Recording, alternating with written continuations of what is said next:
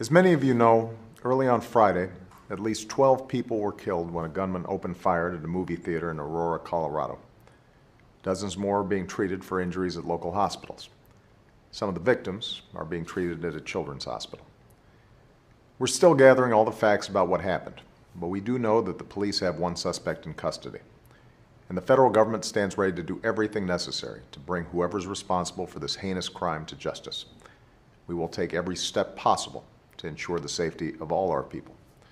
And we will stand by our neighbors in Colorado during this extraordinarily difficult time. Even as we come to learn how this happened and who's responsible, we may never understand what leads anyone to terrorize their fellow human beings. Such evil is senseless, beyond reason. But while we will never know fully what causes someone to take the life of another, we do know what makes life worth living. The people we lost in Aurora loved and were loved.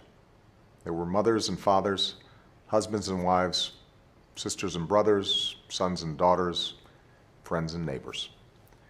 They had hopes for the future and dreams that were not yet fulfilled. And if there's anything to take away from this tragedy, it's a reminder that life is fragile. Our time here is limited, and it is precious. And what matters in the end are not the small and trivial things which so often consume our lives. It's how we choose to treat one another and love one another. It's what we do on a daily basis to give our lives meaning and to give our lives purpose. That's what matters. That's why we're here. I'm sure many of you who are parents had the same reaction I did when you first heard this news. What if it had been my daughters at the theater, doing what young children enjoy doing every day? Michelle and I will be fortunate enough to hug our girls a little tighter this weekend, as I'm sure you will do with your children. But for those parents who may not be so fortunate, we need to embrace them and let them know we will be there for them as a nation.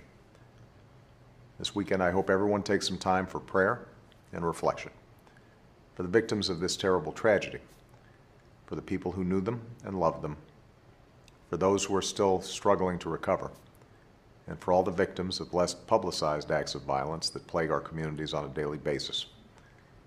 Let's keep all these Americans in our prayers. And to the people of Aurora, may the Lord bring you comfort and healing in the hard days to come.